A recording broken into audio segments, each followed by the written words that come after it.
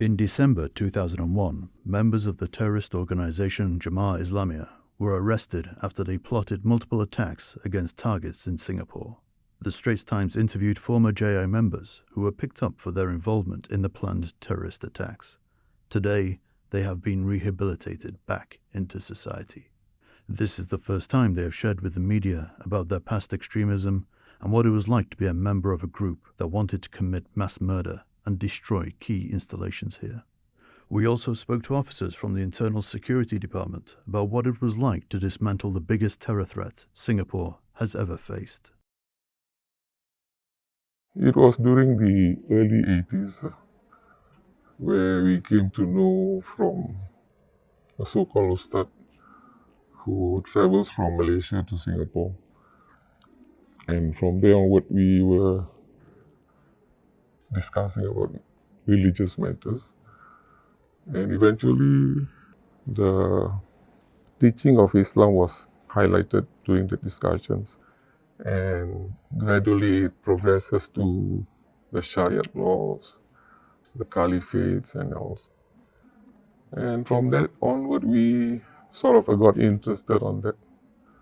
I myself personally and a few of the other guys, eventually we joined and we took a pledge of allegiance. They call it the Bai'ah in Islam. And we followed them through. Walking the path of radicalization also meant that some of the JI members had to go overseas for weapons training. During the mid-90s, I was given an opportunity to travel to Philippines because of my short of leave. I'm a self-employed, so I can't be able to have a long leave. So they had this crash course in Mindanao. So it's a 2-week course, and the traveling is about 1 month. 1 week to travel to the camp and 1 week to travel back to Singapore.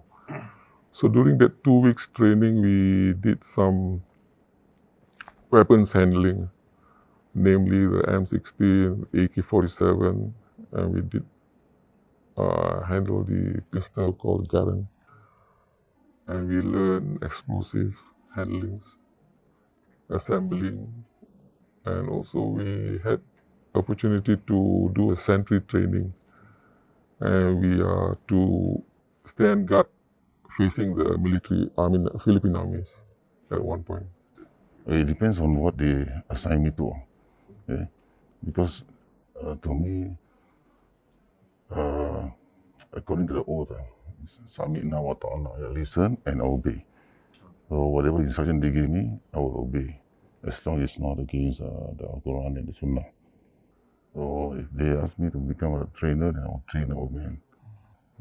And train our men in a lot of things, especially to prepare them.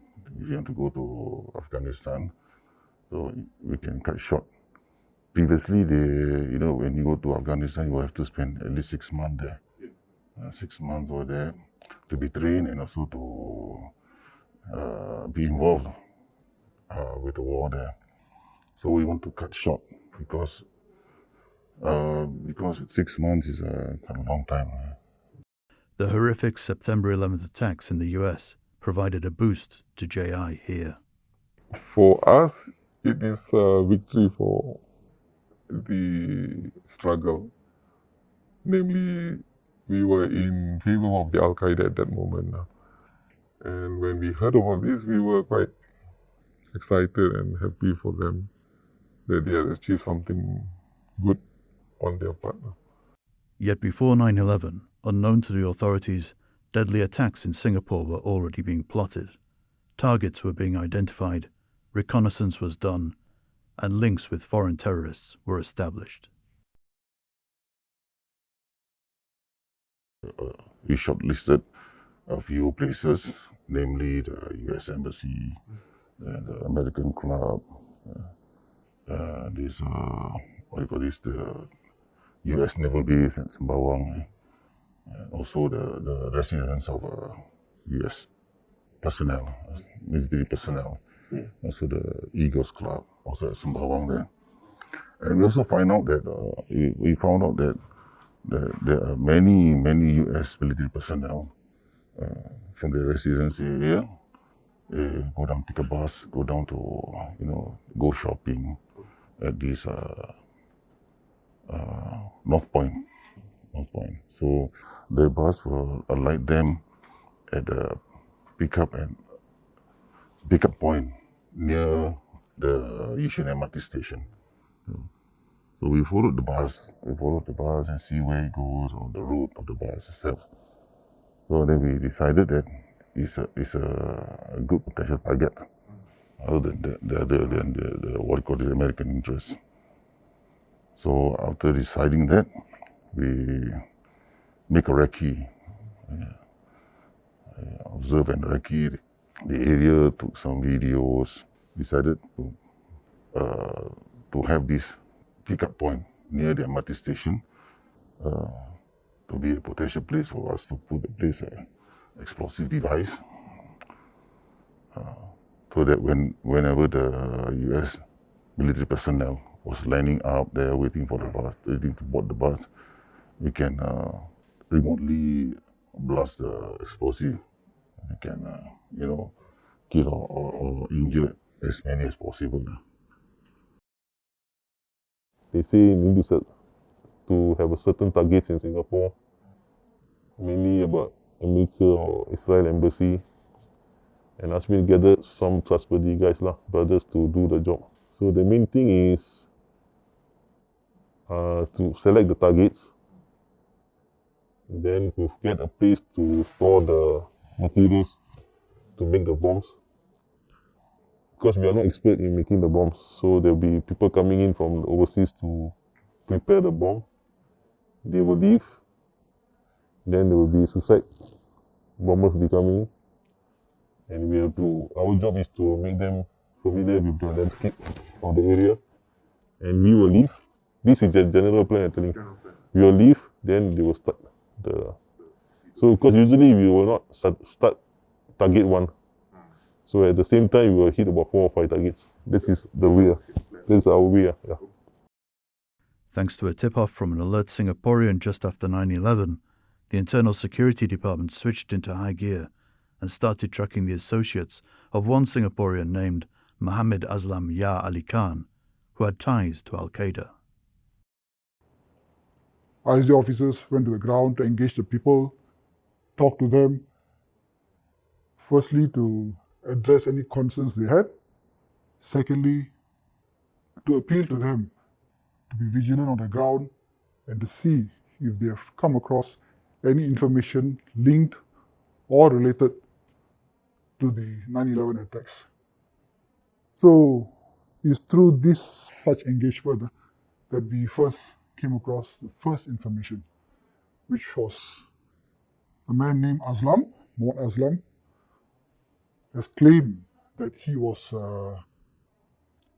Osama bin Laden, and he has fought against the Soviets in Afghanistan. At the time, we did not know the existence of GI, so we were not sure what to make of this information.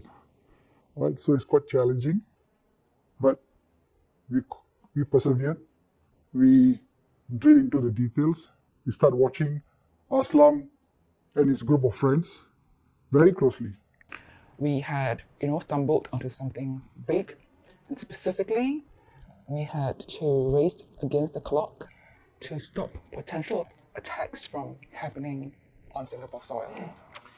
So there was just a lot of shock and disbelief, but there was no time for it, right? Because we had to quickly get down to organize ourselves so as to make sense of the massive amount of information that was generated, because we hold up the associates of Aslam.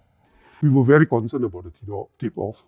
In fact, we were shocked, but we were concerned too because it came soon after September 11. So when news about Aslam being arrested in Afghanistan was published in the media, so we know that we cannot wait any longer. We got to move in, because otherwise his associates all will go underground or they will flee the country. So we decided to move. Our key objective in the initial phase was very, very clear. To find where the bomb is and to stop the bomb from going off in Singapore. That was our key objective. All our resources, all our efforts were directed at that. We don't want an attack to happen in Singapore. We just can't afford to have that. It was an operation unlike anything the ISD had ever taken on, and the officers found themselves putting in long hours to dismantle the terror threat. We work very long hours, and we work in shifts, right? Even when I mention that we work in shift, doesn't mean that you work 24 hours and you go back. I recall that in the first few days, I worked for several days without any sleep until somebody remind you, hey, have you had any sleep? Then I said, yeah, I've been working for the last 3 days. So they said, no. My boss was telling me, now you go back, you have your sleep, come back tomorrow. The situation then was very intense for us. We are fighting against time. We are fighting against the risk of an explosion in Singapore. So that was at the back of our mind, and that probably kept us moving and not realizing that actually the days have changed. The time has gone on for a while. We had a lot of challenging times, voluminous information to look at, and that was a real challenge during our investigation. And eventually, as we moved on, we understood that JI as a structure, they have cells, and the cells have different taskings, and that's how we have a better understanding of JI, and that's one of the reasons why we were able to expand our wave of arrests. So we did our first wave of arrests in December 2001, then we had another wave of arrests in August 2002. So this brings up, by and large, the whole group, apart from the fugitives. But the work did not stop with the arrests. The detainees went through extensive rehabilitation and say that the way they were treated helped them realize how misguided they were. The thing that changed my mind totally is about the arrests. Because I was all the while thinking that I'll be tortured, I'll be mistreated, I wouldn't be able to get any freedoms on things. But it's all the opposite. I get a family visit every week.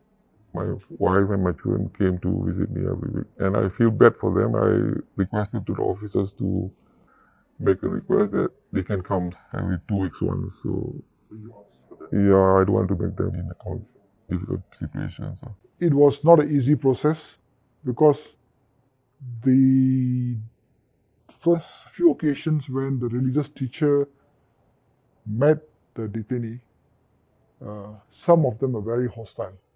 Some of the detainees were very hostile, and they would abuse the religious teacher as a government ustaz, and call them names.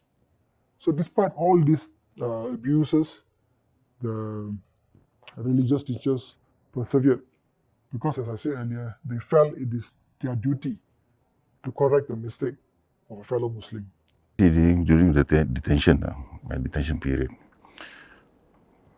I have a lot of time for reflecting on what I did and a lot of regrets. And the case officers, they helped me on this, bringing the psychologists. Sometimes when you realize you did the wrong thing, it will affect your psychology. It will affect how you think.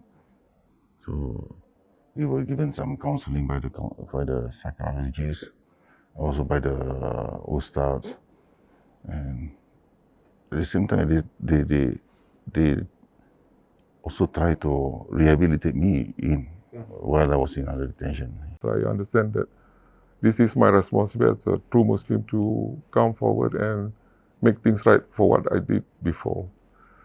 And for me, myself, looking back, which is something that I regret, and of course, myself now, I'm an old man in my 60s, and coming forward here to present myself during this interview. I don't see something that I can be proud of, where I can share with my children, my grandchildren, and of course they can pass it down to theirs one day.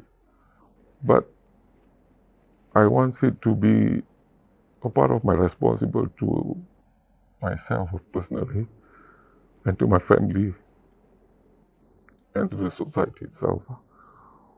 Hopefully this can be a lesson to everybody to keep in mind that this is real, and you have to be cautious on that.